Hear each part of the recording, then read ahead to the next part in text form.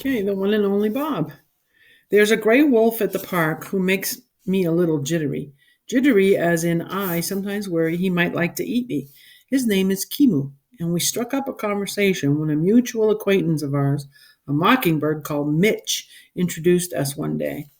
Like Nutwit, Mitch likes to taunt me because I'm domesticated. Gives me a lot of grief about how free he is, soaring stringless over the whole town. Not the only one who's pampered, I said one day. I mean, look at Kimu. He's not exactly running wild. As soon as the words were out of my mouth, I regretted them. And when I looked at Kimu's I could kill you with one quick bite expression, I really regretted then. In any case, I said, moving the subject along, I've lived wild. It ain't a picnic for a dog. What was it like? Kimu asked. He moved closer to the edge of his domain. He had a strange odor, intense and scary and a little bit intoxicating. Well, I was just a pup, I said, abandoned by the side of the highway. Kimu was listening intently. Must have been tough. All I could think of was food and water. I didn't like the catch in my voice. Owl got me. Those guys are fierce, Kimu said. Can't hear them coming. I know, right? I relaxed a little. I hate owls, said Mitch. Hate them with a passion. They eat birds, you know. So do wolves, said Kimu, giving Mitch a meaningful look. So you were wild once? I asked Kimu. Never. Born and raised in captivity. Suzu over there, she's told us stories that would curl your fur. Honestly, it's nice to have a roof over my head. It's rough enough out there, man. Really rough. I suppose, said Kimu. I looked at him for the first time, wondering if I really did have any wolf in me. He was a majestic animal with teeth that could shred a tree trunk. I am also majestic, but more portable, with teeth that could mangle a pencil with enough time and effort. Hey, Bob, Mitch said, do dogs howl the way wolves do? Of course we do. So let's hear something, a duet maybe. He fluttered his wings, revealing startling patches of white. Do you know Talk to the Animals? They play that on the carousel. Go away, Mitch, said Kimu with just the right amount of menace in his voice. Come on, just a little howling. Pretend there's a moon. Pretend you're free. Pretend. Kimu growled, and so did I. His was pretty impressive, guttural, deep. It spoke of death and dismemberment and all kinds of unpleasant bird nightmares. I growled too. It spoke of me being mildly peeved. Still, Mitch got the message. He disappeared, a blur of wings. Actually, I've never howled at the moon, I admitted. Me neither, said Kimu. I'd feel kind of silly doing it here. We're almost to my favorite spot in the park. The great thing for me is that one corner of Gorilla World juts up against the Elephant Odyssey, the area where Ruby lives. A low stone wall separates the two spaces, and there's a moat on the elephant side. The sections connect like two slices of pie, and my secret spot is right at the center, where I can hang out with my crew. Ivan and Ruby both have access to indoor habitats, which is great when the weather isn't cooperating. The indoor space for gorillas ain't bad. I call it to the Gorilla Villa. It has tons of ropes and hammocks and branches to climb. Humans watch through a thick wall of glass while the young gorillas run around like kids at recess. But whenever Julia and I visit, we can almost always find Ivan and Ruby outside. We trudge up a little rise, though it isn't much of a hill. We live in a pretty flat part of the world. From there, I can see just about everything. The park, the parking lot, the creek. Far beyond that, every now and then, I can even catch a glimpse of the ocean. My secret place is a little hard to get to, right near the keeper's shed, nicely hidden by trees and bushes. Under a big magnolia tree, there's a bench shaped like a gorilla holding out his arms. Julia likes to sit there and draw. Sometimes she does her homework, which smells like frustration with a hint of eraser. Whenever I visit, Julia props me up on the stone wall that separates Ruby's world from Ivan's. Visitors can't see me, and the keepers pretend not to see me. If they caught any other dog there, he'd be out in a heartbeat. But Ivan and Ruby and I have a history. I make them happy. I'm what you call enrichment.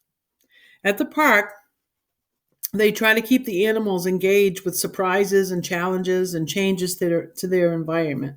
That's what enrichment is all about. The gorillas get watermelon to demolish and boxes to hide in and markers for drawing. The elephants get sprinklers and flavored water and elephant sized rubber balls. Not exactly like a day in the real jungle, of course, but the keepers try as hard as they can to make life interesting. For Ivan and Ruby, I'm the ultimate enrichment. I'm their best pal. Julia takes me out of her backpack and I settle onto the wide stone wall. It's my fave place on the planet because it means I can see Ivan and Ruby, but I also kind of hate it. Walls will do that to you. Ivan, being Ivan, is a mellow kind of guy. Takes the good with the bad, only gets angry when he really needs to. When I complain about the walls at the park, he says walls keep the animals in, but they also keep the bad guys out. Of course, gorillas don't have a whole lot of bad guys to deal with. Elephants either. So humans step in to fill the void. Dogs, sometimes it feels like we have enemies galore. Everyone wants a piece of us. Humans treat us badly. Cars really have it in for us. We even get eaten by coyotes, which is kind of like having your cousin invite you over for dinner, then inform you you're the main course.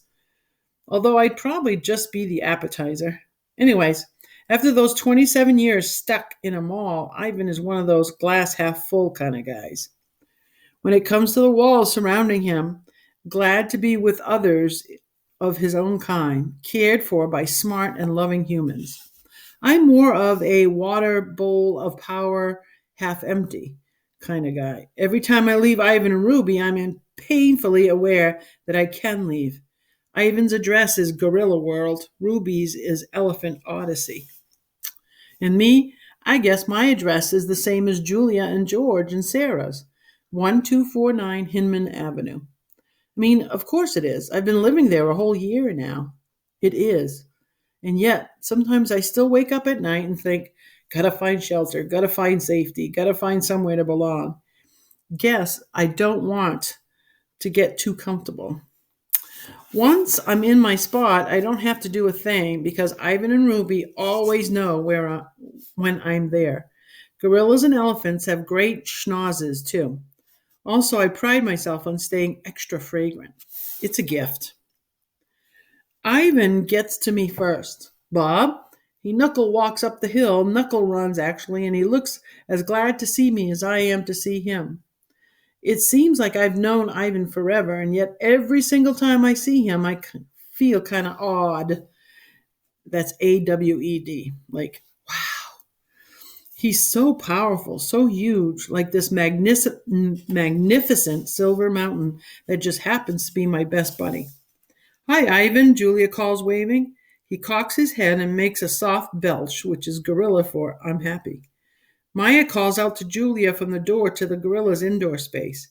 Maya's a zoologist, which is a hoity-toity way of saying she has a thing for animals. It was Maya and a lot of other good folks who helped get Ivan and the rest of the mall animals moved to the better places. Julia unhooks my string and gives me a stern look. No funny business, you, she says, and then she kisses me on the head and stay out of sight. Ivan sidles up as close to the stone wall as he can get. I was worried you wouldn't come today, he says. Weather and all. Another hurricane, I say. It's freaking everybody out. Above me, magnolia branches sway, leaves rustle and shiver. Even the trees seem uneasy. What's new? Ivan asks. He lies back on the grass and wriggles contentedly, scratching an itch, no doubt. Not much. Had a weird dream last night, I pause. You were in it, and me, and Ruby, and Stella, too. Ivan gazes at the darkening sky. Stella, he says. Now there was a good friend. Classiest elephant you'll ever hope to meet. The best, I agree. I miss the old gal. We fall silent. All good with you? I ask after a moment. No point in dwelling on sad stuff or bad dreams. Kenyani's getting on my nerves a bit. I even do this, I even do that, but she means well. Kenyani is Ivan's lady friend. Girlfriend? I've never been sure what they call it in gorilla. Kenyani doesn't really approve of me. She thinks I'm a bad influence on Ivan. I like to think she's right. Ivan is 400 pounds of pure power, but Kenyani is 400 times scarier. Trust me, I've seen her in a bad mood. I've also seen her teeth make mine look like toothpicks. Ivan and Kenyani don't have kids, but there are a bunch of baby and juvenile gorillas hanging around. They call him Uncle Ivan, and he puts up with their antics. Ivan's always been a good sport. If I had a gorilla toddler hanging off me, I'd be tempted to use my toothpick teeth. So I'm going to stop right there. Okay.